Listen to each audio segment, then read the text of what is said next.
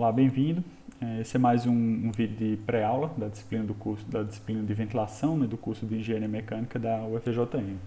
Nesse vídeo a gente vai ver como é que a gente calcula a perda de carga em captores de um sistema de ventilação. Ok? Vamos lá.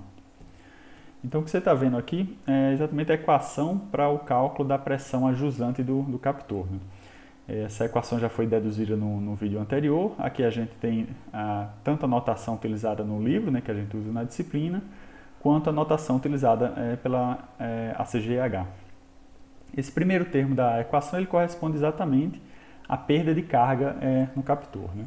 E aí para todos os tipos de captor, esse termo de perda de carga ele vai ser sempre calculado pela multiplicação de um fator ou de um coeficiente de perda de carga do captor por um termo de pressão dinâmica, beleza? Então vamos ver agora como é que a gente calcula esse termo aqui de perda de carga para alguns tipos específicos de captor. Então nesse primeiro tipo de captor aqui a gente tem um captor do tipo simples, né? Um captor é dito simples quando ele possui apenas uma única região onde a perda de carga é significativa, né? Para esse tipo de captor aqui, essa região é exatamente essa região logo na entrada do captor, né? Então, para esse tipo de captor, né, o termo de perda de carga ele vai ser calculado pelo produto de um coeficiente de perda de carga, que é característico do tipo de captor, por um termo de pressão dinâmica, sendo que esse termo de pressão dinâmica ele é calculado com a velocidade média no duto, okay? Nessa região aqui. Então, a pressão a jusante do captor, por exemplo, caso a gente tenha um captor desse tipo, que seria uma abertura flangeada, ela vai ser calculada pela multiplicação do coeficiente de perda de carga pelo termo de pressão dinâmica calculado com a velocidade média no duto, né? Mais novamente um termo de pressão dinâmica calculado com a velocidade média no duto, né? Esse termo aqui é exatamente o termo de perda de carga devido à passagem do fluido por essa entrada aqui do captor, né? Lembrando que essa equação aqui ela está em unidade de Pascal, né? E fisicamente esse termo de pressão jusante do captor ele vai ser negativo. Porém, o resultado dessa equação aqui a gente vai ver que é um valor positivo, beleza? Então vamos para um outro tipo de captor agora. Nesse outro tipo de captor aqui, ele é um captor que possui essa transição aqui entre a área de face do captor e a área do duto, né? Esse captor aqui ele também pode ser considerado um captor do tipo simples, desde que ele obedeça a alguns critérios de projeto. Ou seja, para ele ser considerado um captor simples, a área de face do captor tem que ser pelo menos 2 vezes a área transversal aqui do duto, ok? Então, se ele for construído dessa forma, a perda de carga nesse captor ela é função apenas de um coeficiente de perda de carga que vai ser função desse ângulo, do ângulo dessa transição entre a área de face e a área do duto, tá? E esse coeficiente de perda de carga, né, pela ACGH, lembrando que eu estou usando aqui sempre as tabelas da ACGH para coeficiente de perda de carga, esse coeficiente de perda de carga aqui em função desse ângulo, ele é dado por essas duas curvas aqui. Então, quando a gente tem um captor que possui uma face retangular ligado a um duto redondo, a gente vai utilizar os coeficientes dados por essa curva. E no caso de um captor como esse aqui da figura, por exemplo, quando a gente tem uma face circular e um duto também circular, para esse tipo de captor a gente vai utilizar os coeficientes dados por essa curva aqui, ok? E aí por essa curva a gente consegue ver que vai existir uma região ótima com relação a esse ângulo aqui de transição, onde a gente consegue reduzir, né, as perdas de carga ou as perdas na entrada do captor, né?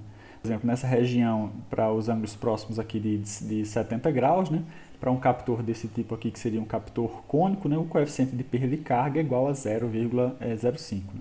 Então, a pressão a jusante do captor ele pode ser calculada de forma semelhante à vista anteriormente, né? O termo de perda de carga ele vai ser calculado pela multiplicação de um coeficiente de perda de carga por um termo de pressão dinâmica, nesse caso pressão dinâmica calculado a partir da velocidade média no duto, ok? O segundo termo aqui é exatamente igual ao anterior, beleza?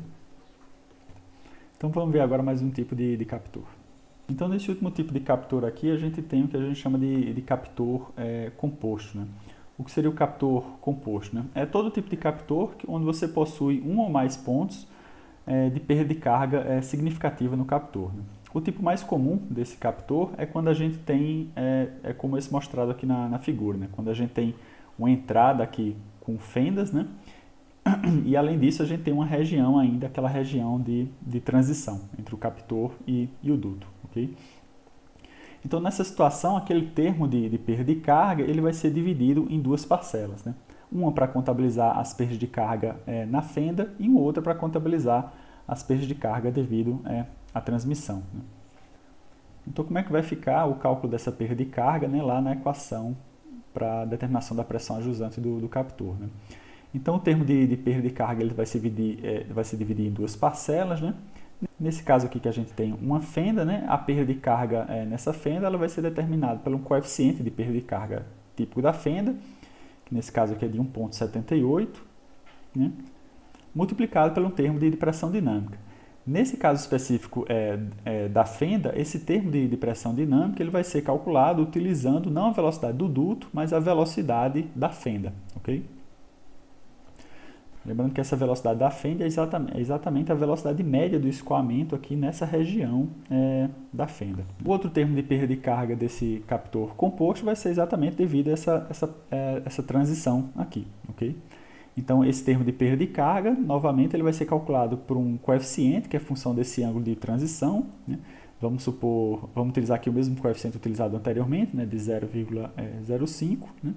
Multiplicado pelo termo de pressão dinâmica, que nesse caso aqui seria calculado com a velocidade média no duto, ok?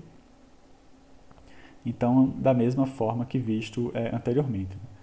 Para completar aqui a equação, falta o último termo de pressão dinâmica, beleza?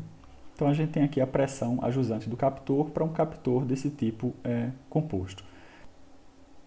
Então, esse era o objetivo da aula, mostrar essas características específicas para o cálculo desse termo de perda de carga, né, de alguns tipos de captor. Beleza? Obrigado e até a próxima aula.